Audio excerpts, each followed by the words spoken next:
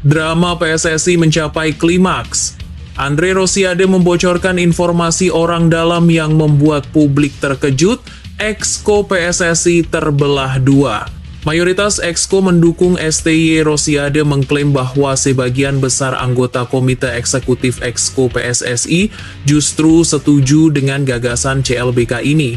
Tapi Erick Thohir tidak suka dengan STY diduga karena kalah pamor namanya. Apakah Anda akan membiarkan Federasi Sepak Bola terus-menerus diselimuti arogansi dan ego pribadi? Atau Anda akan menjadi presiden yang mengembalikan harga diri bangsa dengan membawa kembali pelatih terbaiknya, Shin Tae-yong? Kami menanti keputusan Anda. The next station is Indonesia. To Indonesia, coming from behind to score first goal for Indonesia national team. So easy. A Fortuna Sittard player now, making his debut goal for Indonesia national team. Indonesia 2, Vietnam 0.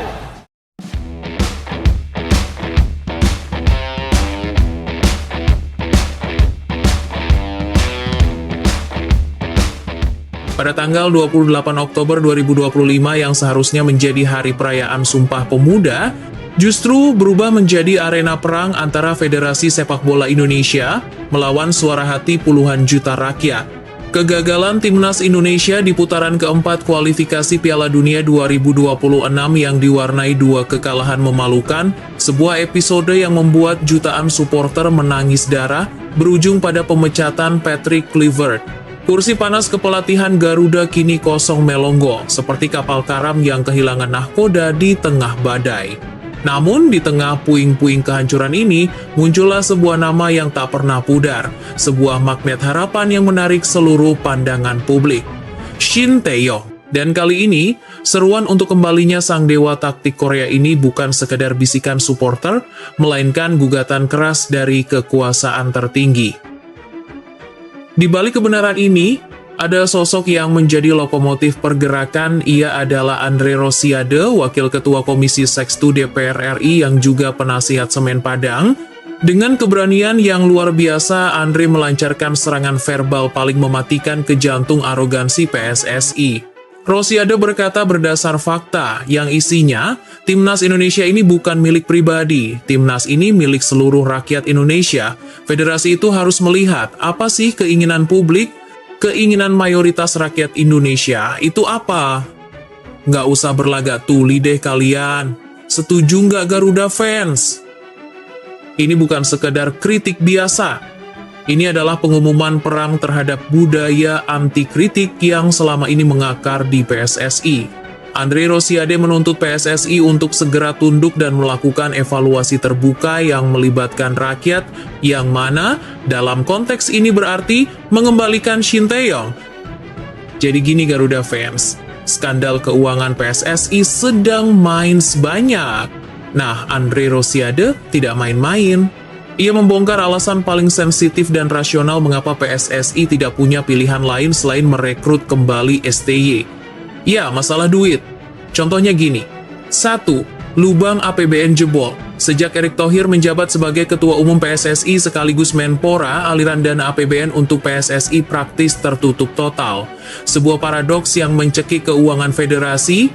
Uang masuk PSSI dari APBN itu sudah hilang. Untuk itu kita harus lakukan apa? Efisiensi, teriak Rosiade menuding langsung celah finansial PSSI yang kini kritis.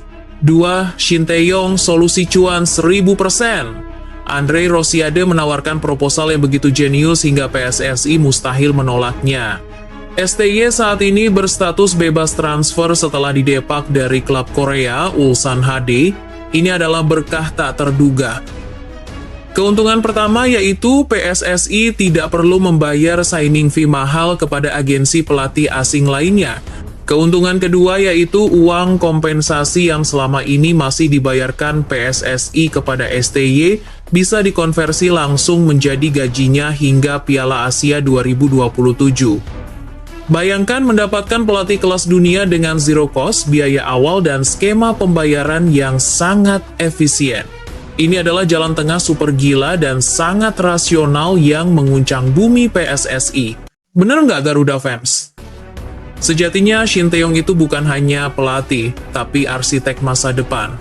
Di tengah keributan timnas senior, datang kabar super baik dari timnas U17 yang menjadi bukti tak terbantahkan atas kejeniusan STY.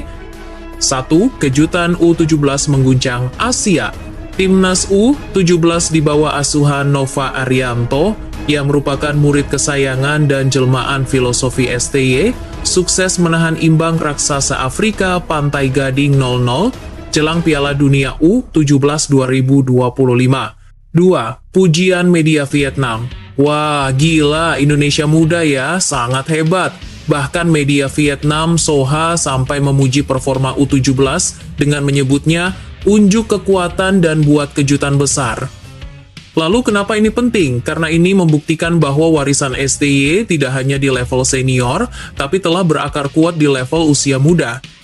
Dia adalah pelatih yang mampu mengembangkan talenta dari nol hingga puncaknya dan menjadi guru sejati bagi pelatih lokal seperti Nova Arianto. Maksudnya di sini STY itu adalah paket lengkap, pembangun, pelatih, serta guru besar. Dan meskipun memohon kembalinya STY, Andre Rosiade tidak ingin PSSI kembali memberi cek kosong. Dia menuntut adanya kontrak maut yang berisi target mutlak yang harus dicapai. Klausul neraka yang harus ditandatangani STY jika kembali: 1. Wajib juara Piala AFF 2026, jika gagal, pecat aja langsung. 2. Wajib masuk 4 besar Piala Asia 2027, jika gagal, pemecatan segera. Ini adalah win-win solution paling adil. Rakyat mendapatkan pelatih terbaiknya, PSSI tidak kehilangan muka, dan STY dipaksa untuk bekerja dengan target yang sejelas kristal. Jika STY gagal, maka tak ada lagi polemik. Sangat adil dan sangat rasional. Drama PSSI mencapai klimaks. Andre Rosiade membocorkan informasi orang dalam yang membuat publik terkejut. Exco PSSI terbelah dua. Mayoritas Exco mendukung STY. Rosiade mengklaim bahwa sebagian besar anggota Komite Eksekutif Exco PSSI justru setuju dengan gagasan CLBK ini. Tapi Erick Thohir tidak suka dengan STY diduga karena kalah pamor namanya. Makanya, STY dipecat dengan banyak alasan. Apakah Anda akan membiarkan Federasi Sepak Bola terus-menerus diselimuti arogansi dan ego pribadi? Atau Anda akan menjadi presiden yang mengembalikan harga diri bangsa dengan membawa kembali pelatih terbaiknya, Shin Tae-yong? Kami menanti keputusan Anda. Kalau setuju dengan berita fakta ini, tulis tanggapan kalian di komentar ya. Sampai jumpai di video berikutnya.